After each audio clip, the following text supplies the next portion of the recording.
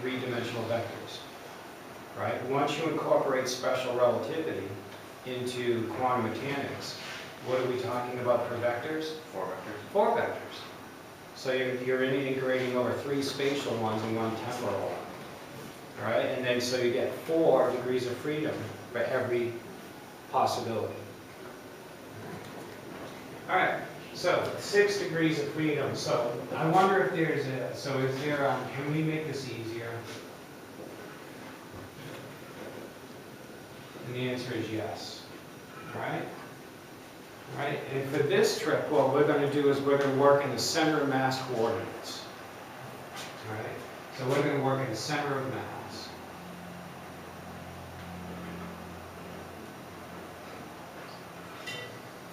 Okay, now remember, so here we go. Here's the proton, and then here's the electron. All right. Well, I'm going to go back to my drawing over here. So this is messy. I asked you guys all to look at Mary and Thornton and find this, all right? But let's say that the R of the center of mass, I can't draw it on a curve like that. I'm going to have to be like an S orbital and go right through there. So it might be right there. I'm going to call this R. Okay? And so here's the scoop. What I'm going to do is find the distance from here to here. And I'm also going to find the distance from here to here in the center of mass. All right? Now, the proton is much, much heavier than the electron by about how much? 2,000 times. So where do you think the center of mass lies? If this is 2,000 times heavier than this thing? Very close to a proton. So in other words, the center of mass is very close to the center of the proton. All right? So what we're going to do is when we switch to these center of mass coordinates, we're going to have 6 degrees of freedom still. We still need the 6 degrees of freedom. 3 of them are going to be the degrees of freedom for the center of mass. And then what we're going to say is I don't care about the center of mass, because what I'm interested in is the electron with respect to the proton, what the energy of that is. All right? The center of mass has to do with what is the energy of the whole atom jigging around the room. All right? And so the six coordinates are going to go from, so instead of having, so we're going to go from x1, y1, z1, x2, y2, z2. We're going to go from those coordinates to x, y, and z. These are the 3 coordinates for the center of mass. And then we're going to times x, y, and z. All right? And x, y, and z are the coordinates of this thing, of R. So R equals R1 minus R2. We're going to define that as x, y, and z. Those coordinates. So the coordinates x, y, and z are going to refer to the coordinates between the proton and the electron. All right? Okay, so this is where you have to go, and you have to work really hard and look probably at Mary and Thornton. All right? But here's the scoop. I'll get you started on this, all right? Is center of mass. Here's the center of mass coordinates. So center of mass is defined like this. M1 plus M2 times R, center of mass.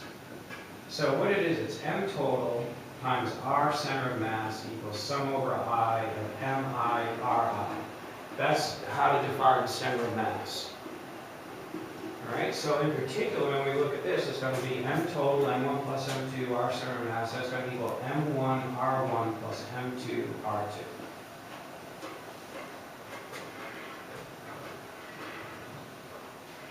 All right, now what we're going to do is we're going to try to solve for R1. Solve for R1. All right, and so what I want to do is eliminate R2. All right, and so what I do is I use this thing over here to find out that R1 equals R plus R2.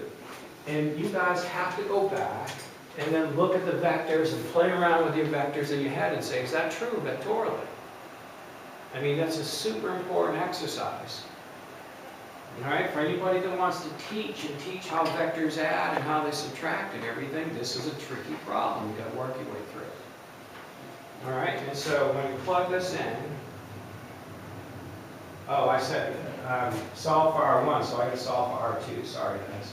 So R2 comes over here, so R2 equals R1 minus R. You plug that into here, and what you eventually get is that R1 equals R, capital R, plus M2 over M1 plus M2 times R.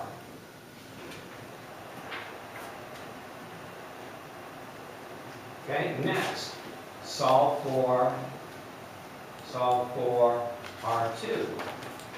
And you make the same substitution, you throw it in over here, and what you end up doing is this, is you get R2 equals R minus M1 over M1 plus M2 times little r. Okay, so what the hell does that mean, and how is that going to help us?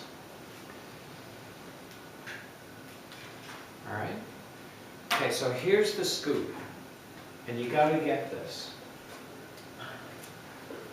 We've got R1 and R2 in terms of the center of mass. Everybody agree? We had R1, R2 back in. Okay, and from the center of mass, we're adding a certain amount of this vector R. So what it's saying, for example, is, check this out. Let's look at R1. All right? R1 is where the electron is. What it says is, R1 is, you follow here, R, right? And then you add to it this vector, R, right? But it's scaled by a little bit. Everybody agree? Yeah. And that scaling is right here. That scaling is, what is it, guys? It's M2 over M1 over M1 plus M2. So is that right? I mean, I've just used a different coordinate system. Yeah. Okay? Now, where is the proton? The proton is, you go up here, right, to R, and then what do? You go backwards a little bit. You subtract a little bit, and what is that scale right there?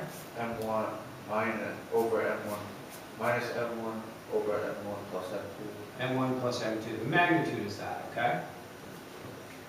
Okay, so instead of having R1 and R2, 6 coordinates, how many coordinates do I have now? I have 3 for the center of mass, right? And then I have 3 for the separation variable, so I have 6 altogether.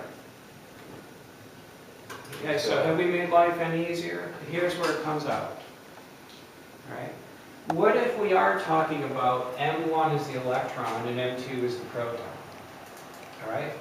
So, if M2 is the proton, what does this come out to be? So this comes out to be M proton, Very close to 1. all divided by M electron plus M proton.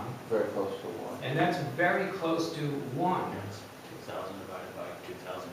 Yeah, I mean, we can, so it's got to be, here are the correct numbers, it's really 1836 divided by 1 plus 1836. And you can calculate that number. 0.99999, whatever. Okay? What does this come out to be? So this comes out to be mass of the electron, all divided mass of the electron plus mass of the proton. This is about 1 over 1837. Very, very small. Okay, very, very small. Right? So in other words, what does that tell you? It tells you that this atom, if you want to think about it, here's a proton and here's an electron, is very approximately, here's the radius of the center of mass, right? And then this distance right here is very approximately equal to 1 mass of the proton. Well, it's very approximately equal to R, where R is the distance between the electron and proton. All right, now, when we wrote the original,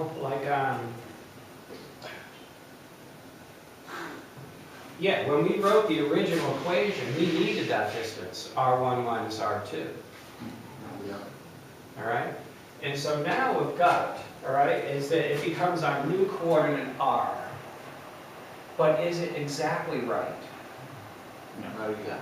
It's not exactly right. It's off by 1 part in 1837.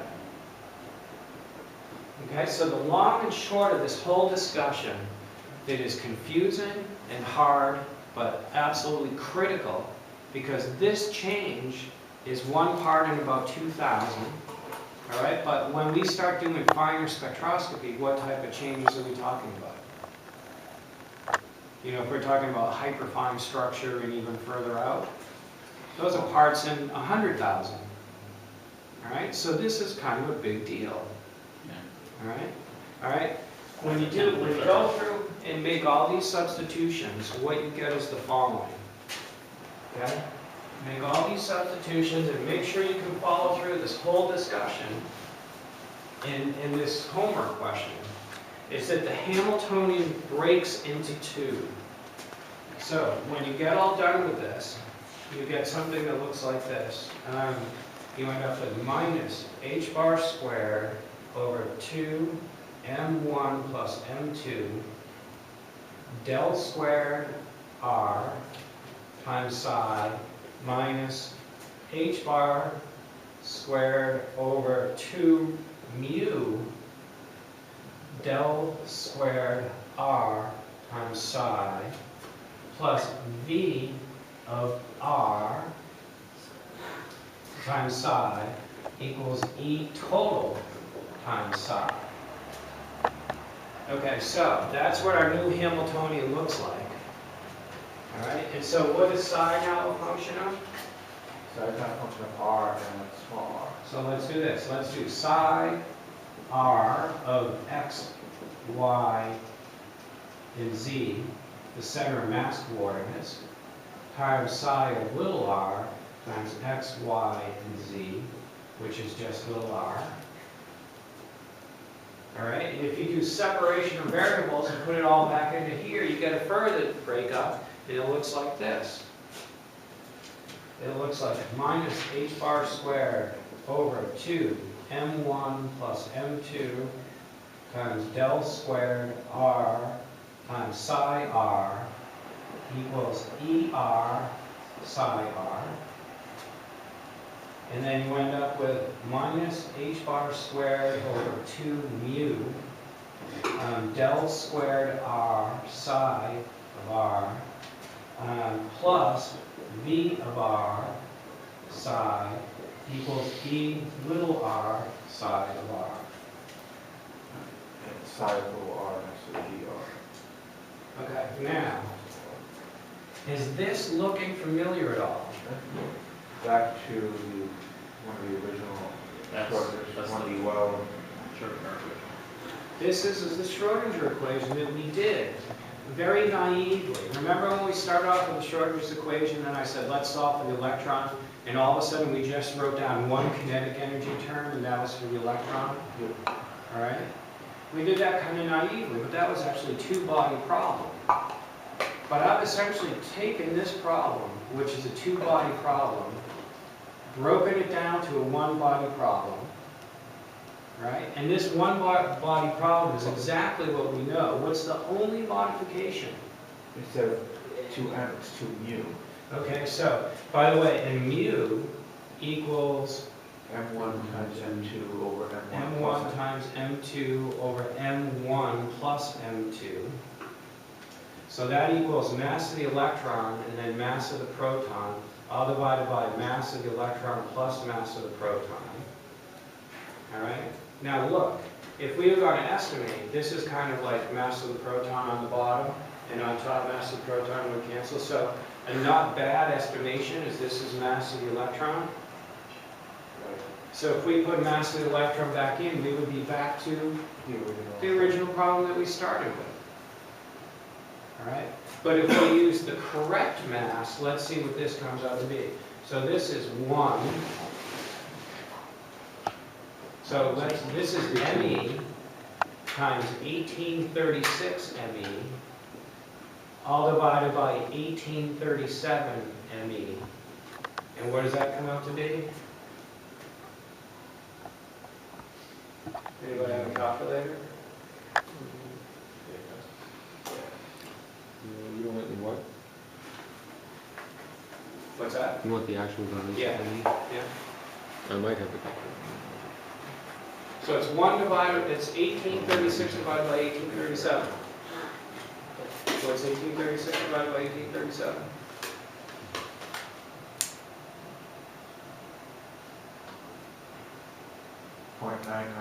.99945. So .99994. Three nines. 3 nines. 3 nines at 4, 2 fives at 6. So okay. Times the mass of the electron. So how much of a percent error are we making when we went naively to solve this problem? We're making a 0.05%. yeah 0.05% error. 1/20th of a single percent. All right, but now this is the correct problem that we're doing. All right. We didn't get as far as I wanted today, but this is important. I should add this to the end of my... That's what, remember before I said you're going to want to add it? So David, when you're all done, you're going to have the best treaty on the hydrogen atom. All right? And it's going to be very nice. David's doing like an independent project where he's actually went through Griffiths and all the details of differential equation for the radial part, and then all the subtle things that he got. I had to use another book to figure out why they just did what they did with the spherical Yeah. coordinates. To the internal harmonics. Yeah, and so you should hand that in. So look, how many people did 5.1? I've done it under the grade, so. What's that? I've done it under the grade, so. You've done it? You did it? But I felt like a nice additional. Okay, so turn it in, and the people that didn't turn it in today will have points taken off. All right, for you to turn it in on next Tuesday. So that if they have to shovel the snow and try to figure it out. I was shoveling snow off the roof yesterday. Oh, you did that too. Not good. Yeah.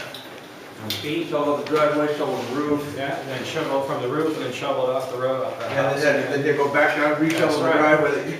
Pain in the neck. You got, you gonna be here tomorrow? I'm here tomorrow, but I'm in the lab almost all the time. Because I got it from shoveling snow and I said, all right, I'm tired, I'm gonna relax. Oh wait, you probably emailed us homework. Yeah. Yeah. What, do the experimental thing one? What's that? Can we do the experimental last one? Oh, Yeah, do you have a second person? no, second person. Anyone want to do